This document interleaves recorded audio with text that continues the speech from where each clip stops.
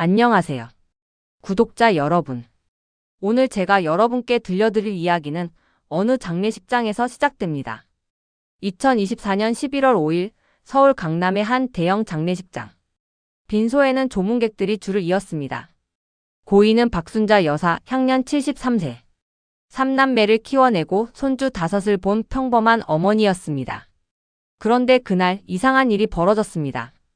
25년간 시어머니를 모셔온 큰며느리가 부의금 대신 흰 봉투 하나를 상 앞에 놓은 겁니다. 검은 봉투도 아니고 흰 봉투. 그것도 돈이 아닌 서류들이 가득 든. 조문객들은 수군댔습니다. 저게 뭐야? 부의금도 안 내? 25년 모시고 살았으면서? 시누이들은 수군거렸고 친척들은 혀를 찼습니다. 하지만 정작 봉투를 열어본 큰 시누이는 그 자리에서 얼어붙고 말았습니다. 봉투 안에는 충격적인 진실이 들어 있었습니다. 25년간 숨겨졌던 비밀. 아무도 몰랐던 며느리의 희생. 그리고 시어머니의 마지막 고백. 과연 그 흰 봉투 안에는 무엇이 들어 있었을까요? 그리고 왜 며느리는 25년 동안 침묵했을까요? 저는 까맣게 몰랐습니다. 제 옆에서 함께 살아온 며느리가 그렇게 혼자 무거운 짐을 지고 있었다는 걸. 제 이름은 이지혜입니다. 올해 나이 48세. 지금 저는 경기도 분당에서 작은 베이커리 카페를 운영하고 있습니다. 아침마다 직접 빵을 굽고 손님들에게 따뜻한 커피를 대접하며 살고 있죠. 두 아이는 모두 대학을 졸업하고 각자의 길을 걷고 있습니다. 지금의 저는 행복합니다. 제 이름으로 가게를 열었고 제 손으로 돈을 벌고 제가 원하는 삶을 살고 있으니까요. 하지만 3년 전만 해도 저는 박준호의 아내 박순자 여사의 며느리로만 불렸습니다. 제 이름은 중요하지 않았죠. 그저 장남집 며느리. 그게 제 정체성의 전부였습니다.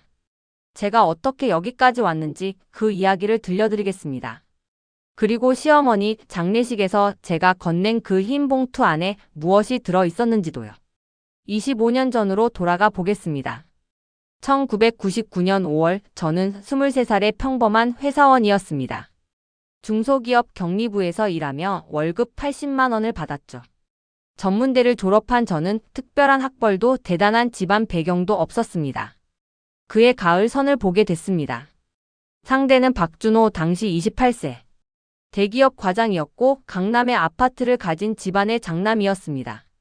조건이 너무 좋은데요. 친구들은 부러워했습니다. 하지만 저는 뭔가 불안했습니다.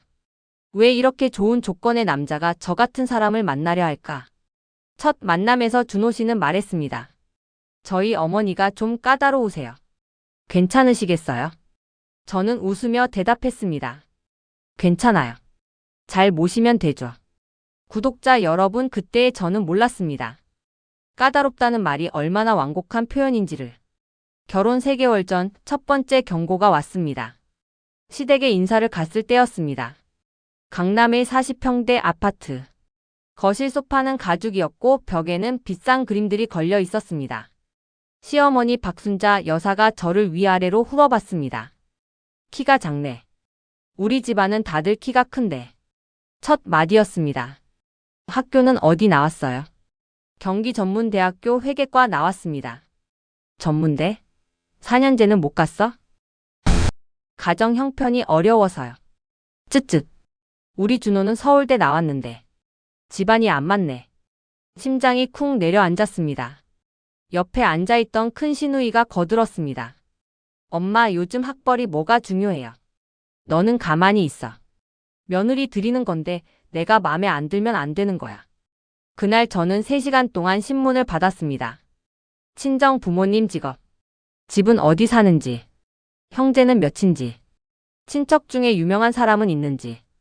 저는 고개를 숙이고 하나하나 대답했습니다. 준호 씨는 옆에서 아무 말도 하지 않았습니다. 집에 돌아오는 길 준호 씨가 말했습니다. 어머니가 원래 그러셔. 걱정하지 마. 결혼하면 괜찮아질 거야. 저는 믿었습니다. 결혼하면 괜찮아질 거라고.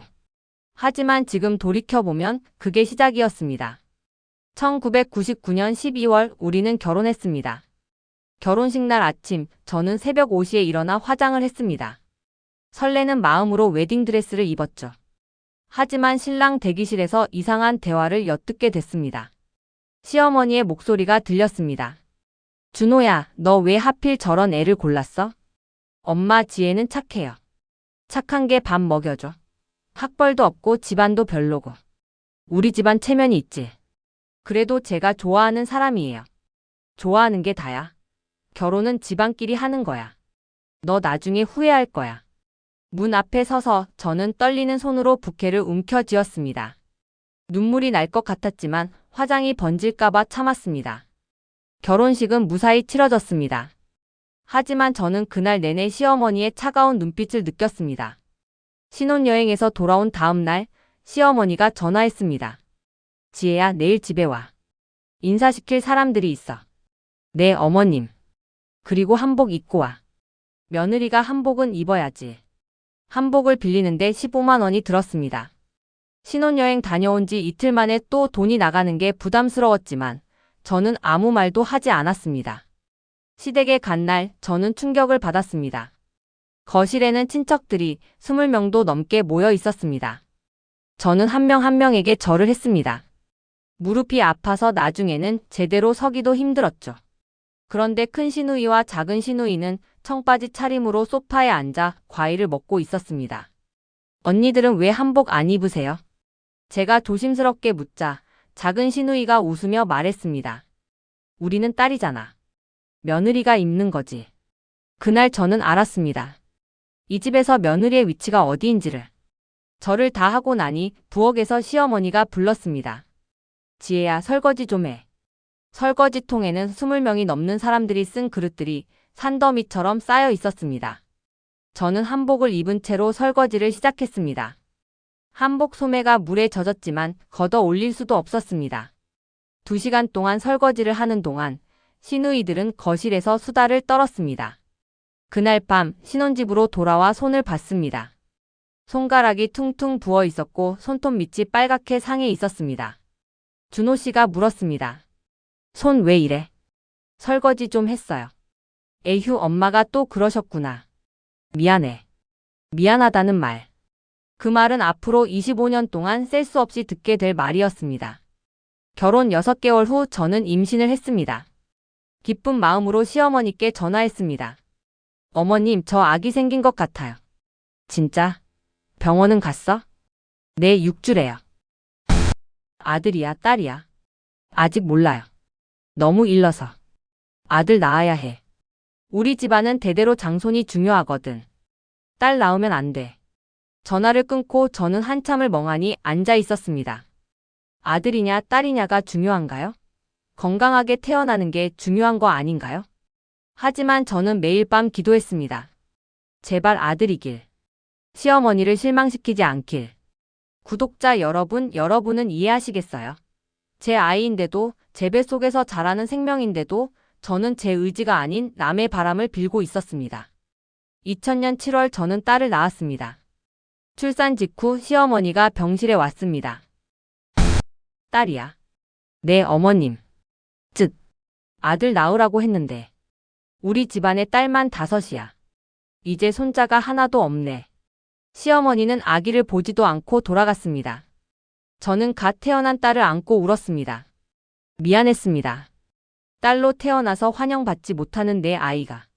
산후조리원? 그런 건 없었습니다.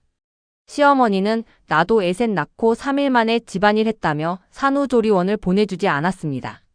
퇴원 다음 날부터 저는 설거지를 했습니다. 빨래를 했습니다. 밥을 지었습니다. 산후조리는 친정어머니가 와서 도와주셨습니다. 하지만 시어머니는 친정어머니가 마음에 들지 않았나 봅니다. 당신네 어머니는 왜 맨날 와 있어? 이제 우리 집 며느리인데 시댁에서 산후조리 해야지. 어머님이 안 해주신다고 하셨잖아요. 말대꾸야. 며느리가 시어머니한테. 등골이 오싹했습니다. 친정어머니는 눈치를 보시다가 2주 만에 돌아가셨습니다. 저는 혼자 남겨졌습니다. 산후우울증이 왔습니다. 아기는 밤낮 가리지 않고 울었고 저는 제대로 잠을 잘 수가 없었습니다.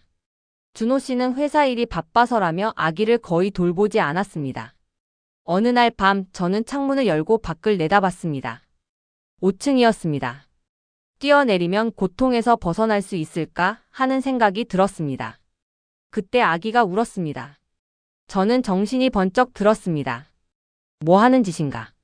저는 엄마인데. 그날 이후로 저는 결심했습니다. 이 아이만큼은 행복하게 키우겠다고. 제가 받은 상처를 대물림하지 않겠다고. 2년이 지나 둘째를 임신했습니다. 이번에는 아들이었습니다. 시어머니는 기뻐했습니다. 드디어 우리 집안에 손자가 생겼네. 병원비, 산후조리원 비용, 모든 걸 시댁에서 대주었습니다. 딸 때와는 천지 차이였습니다. 큰딸은 그 차이를 느꼈습니다. 겨우 2살인데도. 엄마 할머니는 왜 동생만 예뻐해? 그 질문에 저는 대답할 수 없었습니다. 2005년 결혼 6년 차. 어느 날 시어머니가 전화했습니다. 지혜야, 내일 은행 같이 가자. 무슨 일이신데요? 대출 좀 받으려고. 내 이름 좀 빌릴게. 제 이름요? 왜? 안 돼? 한 식구인데 뭐. 어머님 대출은. 야, 시어머니가 부탁하는데 그것도 못 해줘? 내가 이 집에 뭘 한 게 있다고. 전화기 너머로 고함 소리가 들렸습니다. 저는 다음날 은행에 갔습니다. 그리고 제 이름으로 3천만 원 대출을 받았습니다. 어머님, 이 돈 언제 갚으시는 거예요? 내가 알아서 갚아. 걱정 마. 하지만 갚지 않았습니다. 1년이 지나도 2년이 지나도 대출 이자가 매달 제 통장에서 빠져나갔습니다. 월 30만 원씩. 저는 준호 씨에게 말할 수 없었습니다. 시어머니가 준호한테는 말하지 마. 너희 부부싸움 나고 그러면 어떡하냐고 했거든요. 2007년 또 전화가 왔습니다. 지혜야, 신용카드 하나만 만들어줘. 신용카드요? 응, 내 이름으로는 한도가 안 나와서. 내 명의로 하나만. 어머님. 왜? 시어머니 부탁도 못 들어줘. 내가 이 집에서 얼마나 편하게 사는데. 저는 또 은행에 갔습니다. 그리고 카드를 만들었습니다. 시어머니는 그 카드로 5년 동안 3천만 원을 썼습니다. 백화점 쇼핑, 친구들과의 여행, 골프장 회원권. 모든 게 제 명의로 결제됐습니다. 저는 그 사실을 모르고 있었습니다. 명세서가 시댁으로 갔거든요. 2010년 결혼 11년 차. 어느 날 집에 독촉장이 왔습니다. 최종 독촉 통지서. 미납 금액 8,500만 원. 저는 손이 떨렸습니다. 8,500만 원? 은행에 전화했습니다. 제 명의로 대출이 얼마나 되어 있나요? 고객님, 현재 3건의 대출이 진행 중이시고요. 총액은 8,500만 원입니다. 3건요? 저는 한 건만 받았는데요. 아니요, 2007년에 4천만 원, 2009년에 1,500만 원 추가로 받으셨습니다. 제가요? 네, 고객님 명의로 되어 있습니다. 그날 저는 시댁으로 달려갔습니다. 어머님, 이게 무슨 일이에요? 제 명의로 대출이 8천만 원이나 돼 있다고요. 시어머니는 태연했습니다. 그래서? 한 식구인데 뭐가 문제야? 문제가 없어요. 저는 몰랐다고요. 몰랐다고? 내 도장 찍었잖아. 언제요? 네가 명절에 왔을 때. 서류 좀 보라고 했더니 안 보고 도장 찍었잖아. 심장이 멎는 것 같았습니다. 제가 언제? 그때 어머님 믿어요 라고 했잖아. 이제 와서 뭐라고 하는 거야? 하지만 이건. 야, 이 집에 얹혀 살면서 밥이나 제대로 해. 맨날 돈 타령이야. 우리 준호가 너 같은 거 데려와서 내가 얼마나 고생인데. 저는 그날 말문이 막혔습니다. 집에 돌아와서 저는 통장을 다시 확인했습니다. 5년 동안 제 월급의 거의 절반이 대출 이자로 나갔습니다. 제 월급은 250만 원. 대출 이자는 매달 110만 원. 생활비로 쓸 수 있는 돈은 140만 원. 준호 씨 월급은 500만 원이었지만 생활비로 주는 건 200만 원 뿐이었습니다. 나머지는 개인 용도라며 따로 관리했죠. 저는 밤마다 계산기를 두드렸습니다. 이자만 갚아서는 원금이 줄지 않습니다. 원금을 갚으려면 매달 최소 200만 원이 필요합니다. 어떻게 200만 원을 만들까요? 구독자 여러분, 그때 저는 결심했습니다. 부업을 시작하기로. 낮에는 회사에 다니고 저녁에는 아이들을 재우고 나서 일을 했습니다. 새벽 4시에 일어나 신문 배달. 주말에는 식당에서 설거지. 밤에는 온라인으로 자료 입력 일. 하루에 4시간씩 자면서 일했습니다. 준호 씨는 물었습니다. 요즘 왜 이렇게 피곤해 보여? 그냥 좀 힘들어서요. 병원 가봐. 병원에 갈 시간이 어디 있었나요? 병원비 아끼면 빚을 더 빨리 갚을 수 있는데. 2012년 큰딸이 초등학교 5학년이 되던 해였습니다. 딸이 물었습니다. 엄마, 우리는 왜 할머니 댁에 안 가? 가기 싫어? 응. 할머니가 맨날 동생만 예뻐해. 나는 딸이라고 이유 없이 혼내. 심장이 아팠습니다. 엄마가 미안해. 엄마 잘못 아닌데? 할머니가 이상한 거지. 그날 저는 시어머니께 전화했습니다. 어머님, 우리 딸한테 좀 잘해주세요. 뭐? 내가 손녀한테 못되게 굴었어? 딸이라고 차별하지 말아주세요. 차별? 웃기네. 손자랑 손녀가 똑같아. 손자가 귀한 거지. 어머님, 지금이 무슨 시대인데 그런 말씀을. 야, 너 지금 나한테 말대꾸하는 거야? 내가 감히? 저도 엄마예요. 제 딸이 상처받는 걸 가만히 볼 수 없어요. 하, 진짜. 이 집 며느리 잘못 들였네. 박준호. 내 마누라 교육 좀 시켜. 그날 밤 준호 씨와 큰 싸움을 했습니다. 당신 왜 엄마한테 그렇게 말해? 노인네가 얼마나 상처받았겠어. 노인네가 상처받기 전에 우리 딸이 얼마나 상처받았는지는 생각 안 해요. 그래도 엄마잖아. 며느리가 시어머니한테 그렇게 말하면 어떡해. 그럼 당신이 말했어야죠. 당신 엄마인데. 야, 지금 목소리 왜 높여? 당신 요즘 왜 이래? 저는 그날 깨달았습니다. 이 사람은 평생 제 편이 되어주지 않을 거라는 걸. 2015년 결혼 16년 차. 저는 유방암 진단을 받았습니다. 위기였습니다. 수술이 필요했습니다. 준호 씨에게 말했습니다. 나 수술해야 해. 수술비는? 보험 되는 거 빼고 500만 원 정도 든대. 500만 원? 그 돈 어디서 구해? 당신이 줄 수 없어요? 나도 지금 여유 없어. 회사 일도 안 좋고. 저는 아무 말도 하지 못했습니다. 결국 저는 제 적금을 깼습니다. 빚을 갚으려고 5년간 모은 800만 원. 수술은 성공적이었습니다. 하지만 항암 치료를 받는 동안이 가장 힘들었습니다. 시어머니가 병문안을 왔습니다. 쯧쯧, 여자가 그런데 암 걸리면 남편한테 미안한 줄 알아야지. 네? 가슴 한쪽 떼어냈다며. 준호가 얼마나 실망했겠어. 저는 그 말을 듣는 순간 온몸이 얼어붙었습니다. 암 투병 중인 며느리에게 할 말이 그거였습니까? 하지만 저는 참았습니다. 싸울 기력도 없었거든요. 항암 치료를 받으면서도 저는 일을 멈추지 않았습니다. 빚은 줄어들지 않았고 생활비는 계속 필요했으니까요. 머리카락이 빠지기 시작했습니다. 저는 가발을 썼습니다. 가발을 쓰고 새벽에 신문 배달을 갔습니다.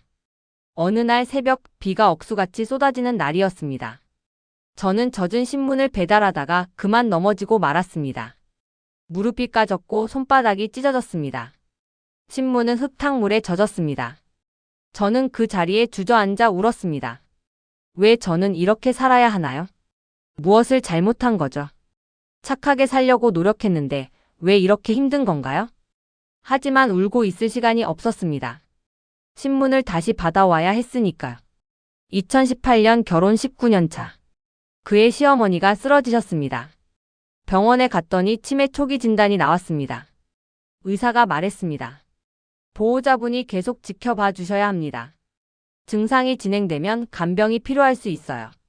시누이들이 말했습니다. 올케 언니, 우리는 일 때문에 바빠서. 올케 언니가 좀 돌봐줘. 저도 이래요. 그래도 우리보다 시간 있잖아. 엄마 장남 며느리인데 당연한 거 아니야? 저는 또 고개를 끄덕였습니다. 시어머니 간병이 시작됐습니다. 병원 동행, 약 챙기기, 치매 예방 활동, 일주일에 3번 시댁 방문. 시어머니는 치매가 진행되면서 더 심해졌습니다. 너 누구야? 내 집에서 뭐 해? 어머니, 저 며느리 지혜예요. 며느리? 우리 집에 며느리 없는데. 너 도둑이지? 경찰 불러. 구독자 여러분, 치매 환자를 돌보는 게 얼마나 힘든지 아시나요? 매일 같은 질문을 받습니다. 매일 욕을 먹습니다. 매일 낯선 사람 취급을 받습니다. 하지만 저는 참았습니다. 왜냐하면 시어머니도 아프신 거니까요. 2019년 어느 날 시어머니의 정신이 맑아진 날이 있었습니다. 시댁에서 밥을 차려드리고 있을 때였습니다. 지혜야, 내 어머니. 너 왜 나한테 이렇게 잘해줘? 저는 손을 멈췄습니다. 어머니가 아프시잖아요. 나 너한테 못되게 굴었는데 괜찮아요. 아니야. 안 괜찮아. 시어머니의 눈에서 눈물이 흘렀습니다. 지혜야, 미안해.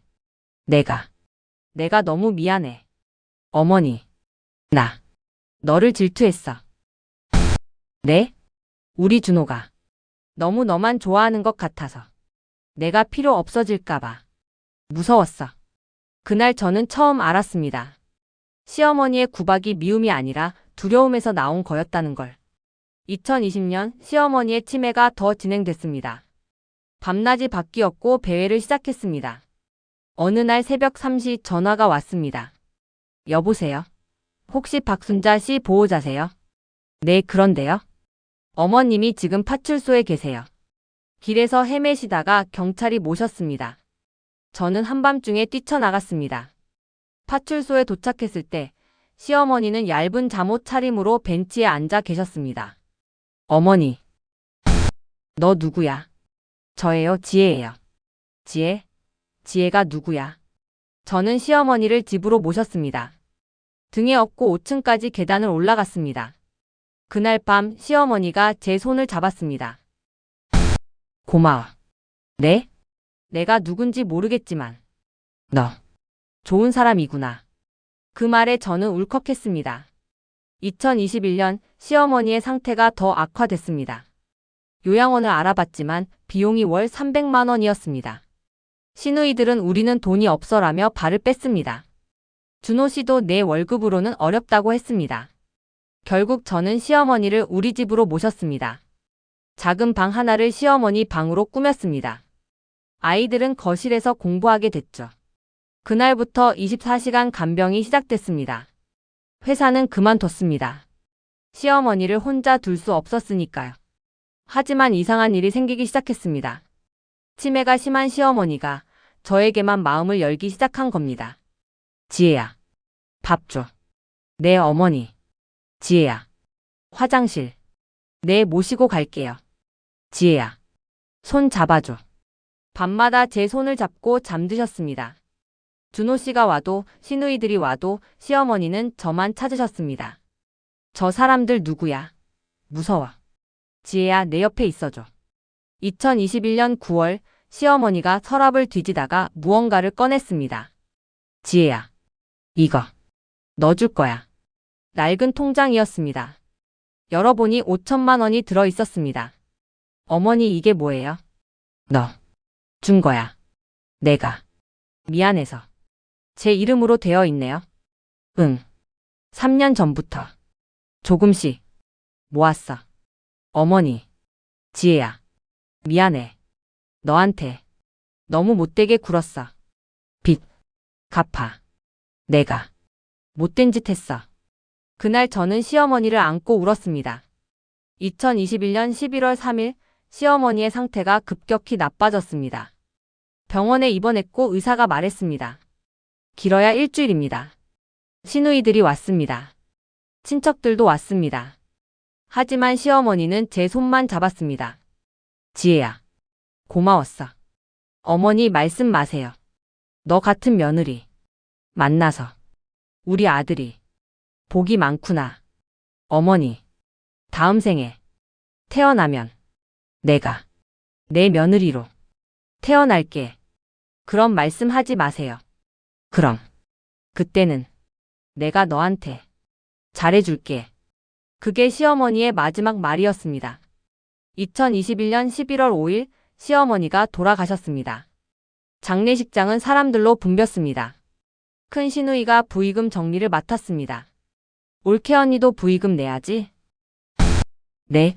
저는 준비한 봉투를 꺼냈습니다. 흰 봉투. 흰 봉투? 네. 요즘은 흰 봉투에도 넣나 봐. 얼마 넣었어? 저는 대답하지 않았습니다. 큰 시누이가 봉투를 열었습니다. 그리고 얼굴이 하얗게 질렸습니다. 이게 뭐야? 작은 시누이가 다가왔습니다. 언니, 뭐가 들었어? 큰 시누이는 떨리는 손으로 서류들을 꺼냈습니다. 첫 번째 서류. 대출 계약서 사본. 차입자 이지혜. 대출 금액 3천만 원 2005년. 대출 금액 4천만 원 2007년. 대출 금액 1,500만 원 2009년. 총액 8,500만 원. 두 번째 서류. 신용카드 사용 내역. 명의자 이지혜. 5년간 누적 사용액 3천만 원. 실사용자 박순자. 세 번째 서류. 완납 증명서. 위차입금 전액 상환 완료. 상환기간 2005년-2021년. 16년간 총 상환액 2억 1천만 원 원금 이자. 조문객들이 웅성거리기 시작했습니다. 저게 무슨. 며느리가 혼자 2억을 갚았다고? 시어머니가 며느리 명의로 빚을 냈어? 큰 시누이가 떨리는 목소리로 물었습니다. 올케 언니. 이게 진짜야? 저는 조용히 고개를 끄덕였습니다. 네 번째 서류가 나왔습니다. 시어머니의 일기장 복사본. 2018년 12월 15일. 오늘 치매 진단을 받았다. 지혜에게 미안한 마음뿐이다. 내가 그 아이한테 너무 못되게 굴었다. 빚까지 떠넘기고. 나는 정말 나쁜 사람이다. 2019년 3월 22일. 지혜가 나를 돌봐준다. 내가 그렇게 못되게 굴었는데도. 저 아이는 천사다. 내가 질투했던 게 부끄럽다. 2020년 8월 10일. 지혜를 위해 통장을 만들었다. 매달 조금씩이라도 모아서. 내가 진 빚을 갚고 싶다. 하지만 이걸로 부족할 것 같다. 2021년 9월 1일. 지혜에게 통장을 줬다. 5천만 원밖에 안 되지만 내가 갚을 수 없는 빚이다. 지혜야, 정말 미안하다. 큰 시누이가 울기 시작했습니다. 우리 엄마가 올케 언니한테 그런 짓을. 작은 시누이도 눈물을 흘렸습니다. 올케 언니. 우리는 몰랐어. 정말 몰랐어. 조문객들은 저를 보며 고개를 숙였습니다. 마지막 서류가 나왔습니다. 제가 손으로 쓴 편지였습니다. 어머니. 25년간 수고 많으셨습니다. 어머니가 제게 남긴 빚 모두 갚았습니다. 2억 1천만 원. 16년이 걸렸습니다. 새벽에 신문 배달을 하고 낮에는 회사에 다니고 밤에는 온라인 일을 하며 갚았습니다. 힘들지 않았다고 하면 거짓말입니다. 암투병하면서도 일을 멈출 수 없었던 그 시간들이 얼마나 힘들었는지 아직도 기억합니다. 하지만 원망하지 않습니다. 어머니의 마지막 3년을 함께하며 어머니의 진심을 알게 됐으니까요. 어머니가 저를 질투한 게 아니라 사랑을 잃을까 두려워하셨다는 걸. 어머니가 저를 미워한 게 아니라 스스로를 용서하지 못하셨다는 걸. 어머니, 이제 편히 쉬세요. 빚은 제가 다 갚았습니다. 어머니를 용서합니다. 아니, 용서할 것도 없습니다. 우리는 가족이었으니까요. 고맙습니다, 어머니. 사랑합니다. 며느리 이지혜 올림. 장례식장은 침묵에 휩싸였습니다.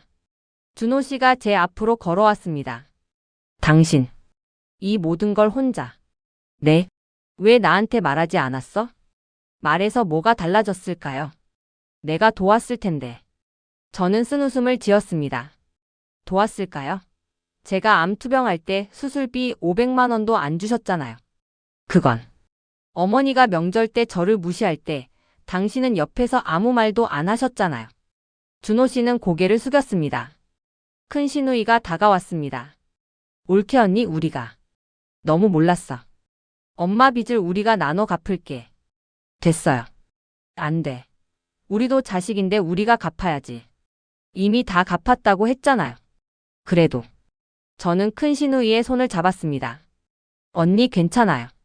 이미 지나간 일이에요. 올케 언니. 그리고 언니들도 힘드셨을 거예요. 저만 힘든 게 아니었을 거예요. 작은 시누이가 울었습니다. 올케 언니, 미안해. 우리가 너무 올케 언니한테만 떠넘겼어. 괜찮아요. 그날 저녁 장례식이 끝나고 준호 씨가 말했습니다. 지혜야, 이제 우리 다시 시작하자. 내가 잘못했어. 저는 조용히 고개를 저었습니다. 늦었어요. 뭐? 당신이 저를 지켜주지 않았잖아요. 25년 동안 단 한 번도. 미안해. 정말 미안해.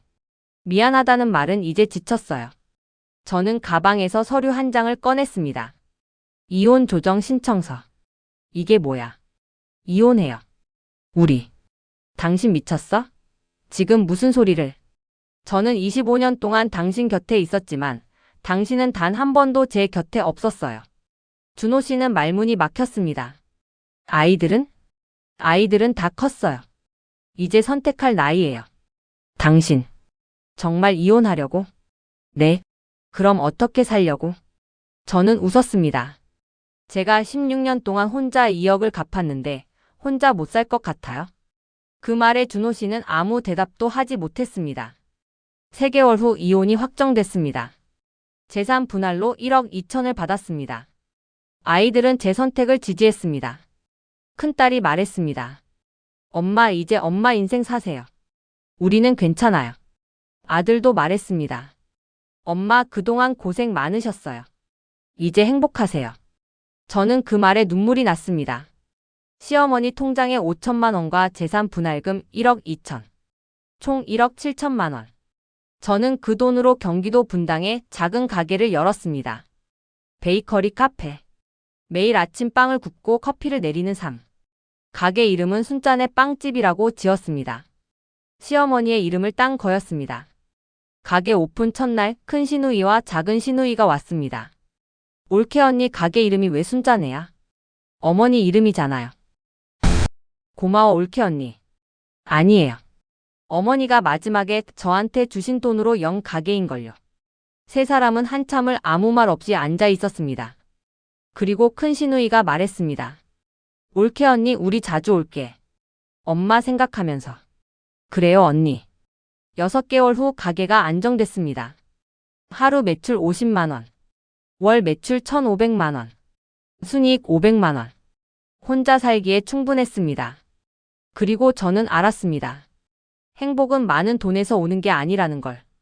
자유와 평화에서 온다는 걸. 1년 후 큰딸이 결혼을 했습니다.